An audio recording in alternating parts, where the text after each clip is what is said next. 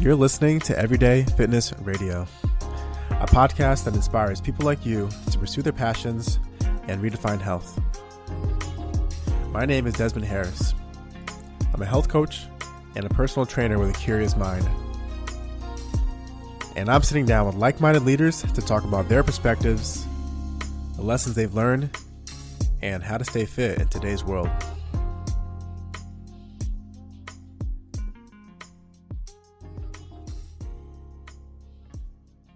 All right, what is going on, guys? Welcome to another fantastic episode of Everyday Fitness Radio.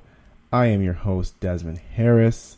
This is the first ever solo show, so if you're listening in, you should feel super special right now. But I wanted to do this show by myself today because I want to introduce myself to you all. You know, I am a health coach. I am a personal trainer, certified nutrition coach, life coach, certified Dragon Ball Z fan, certified Fruit Ninja. Just kidding. But today's episode is going to be about why I started Everyday Fitness Radio. And we're going to get into some of the things that really drive my mind into a curious space. And I want to share some my thoughts with you all. So, we're going to get into what I define as fitness and what does fitness mean, because the reason why I wanted to start the show is because I feel like the definition of fitness has a wide spectrum and it can be elusive. And I think it's just I just love talking about the stuff, and I want to talk. I'm really looking forward to talking to more guests about what they do in their lives and how they stay fit, by all means, and the full spectrum of the word, which we'll get into today, in their own world. So I'm excited about that. But let's get right into it. I went ahead and went to Google, and I decided to just type in a definition and say, what is fitness, and see what kind of definitions I got. Google spit me some interesting ones. Gave me like 3, so I'll go ahead and read a few right now. So physical fitness, let's see what Google says. The condition of being physically fit and healthy. The condition of being physically fit and healthy. I like that. I do. And it fits perfectly. But we have some other ones because Google is just so smart. Another one is an organism's ability to survive and reproduce in a particular environment. Now that's interesting. That is interesting. And I believe that also touches on what fitness is, because it is our ability to operate, survive in our world, right? And I think there's levels to it. You become more fit based on how you are just taking care of yourself. And I hope that if you're listening to this radio show, then this is going to be the inspiration and the fire under your tail to have you say, hey, what else can I do? How can I level up my own fitness? Am I as fit as possible? Because that was a good definition right there. The third one here is the quality of being suitable to fulfill a particular role or task. Interesting words that is being used in this definition. It's not really the ability of being suitable, it's the quality of being suitable to fulfill a particular role or task. So I guess a good example of that would be, let's just tie it to running, because why not? Because I love running and I'm training for a marathon right now. If you're going out for a run, I guess it would be the quality of how suitable you are to fulfill that particular task or role to do that run. So I guess to have more context, it would really depend on how far you're going to run, what time of the day it is, how fast you want to run, and, what quality of your suitability, I just made that word up, I think, are you to fulfill that task? And I think that's pretty on point for physical fitness, because that's really it, and if it's not running, it might be biking. How capable are you to fulfill your task of going to bike a couple miles? And maybe you're not even biking. Maybe your mode of fitness is you got to be able to pick up your kids, because when they start acting up in the store and you need to get them to the car, well, hopefully not, but you get my idea. There's being able to physically fulfill a certain task or role is going to be a reflection on your fitness. And, I like that. I don't think I would change that definition at all. And I like that it uses the word quality. The quality of being suitable, because I think there's levels to everyone's fitness. And that's really what inspires me so much to do this show, to talk to the guests and to hopefully, pull some value out of them to share with all you listeners, because, we're all on this journey at our own pace and at our own, to our own levels. I'm certainly not in the same shape I was 5 years ago. So my quality of being suitable for certain tasks has changed quite a bit. And that might be the same for you as you listen in. You may find you may sit back and reflect on where you were 2 or 3 years ago and realize that, your physical fitness was at a different place. And I'm sure it was. And to me, that's honestly the beauty of it. And that's why I love doing what I do. That's why I'm excited about this podcast. And, that's just life. It's a big world out there. It's a big world. And there's many things that we can do, to build a better you. That's what it's about. All right. I digress. Let's move on, because we cannot forget fitness is a full spectrum here, right? It's not just physical, is it? It's really not quite physical. And you know what? I got to be honest as I go on this tangent here. And, that's what really made me get more into the health coaching side of my profession and industry. Is I realized very, very, very quickly in my own fitness journey that it's not all physical, guys. There is a whole other spectrum to this. There are levels to this, and there are different aspects to your health and your physiology, your person, that can affect how fit you are, So we're going to get into a couple of those today. And yeah, there's a very much a holistic aspect to how fit we can be, not only physically, but mentally, spiritually, and financially. We're going to get into that right here. Let's see what Google says for some definitions for mental and emotional fitness. I'm going to tie the two together because I feel that they are intertwined. All right, so I mentioned slow it down here. Emotional fitness, per Google, is defined as the state wherein the mind is capable of staying away from negative thoughts and can focus on creative and constructive tasks. Ooh, I like that. Being emotionally fit is the key to success in all aspects of life.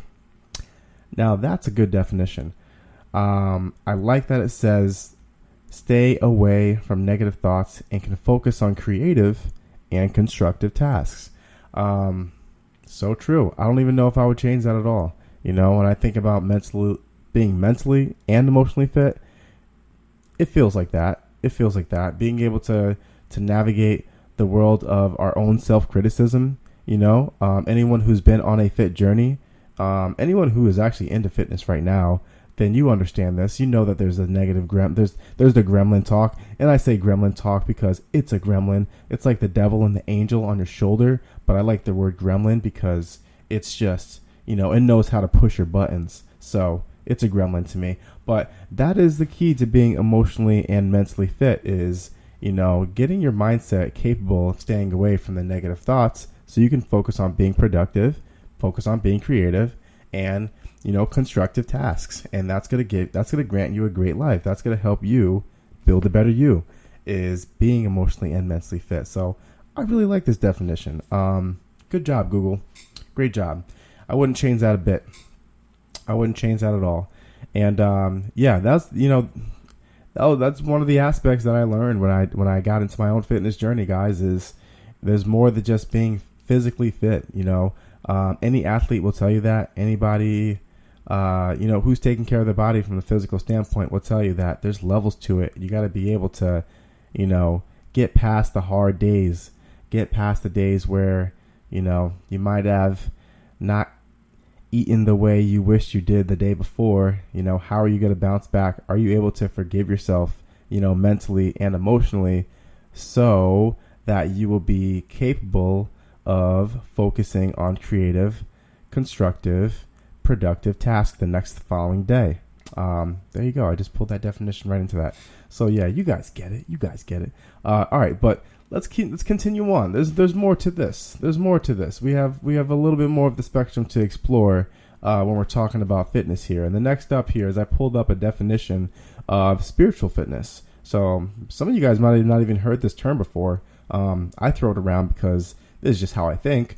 Like really, I'm going to say the word holistic, even though it's really overused these days, but in a holistic manner, this is how I think is, different levels to our lives as humans. So spiritual fitness, let's see what Google has for us here.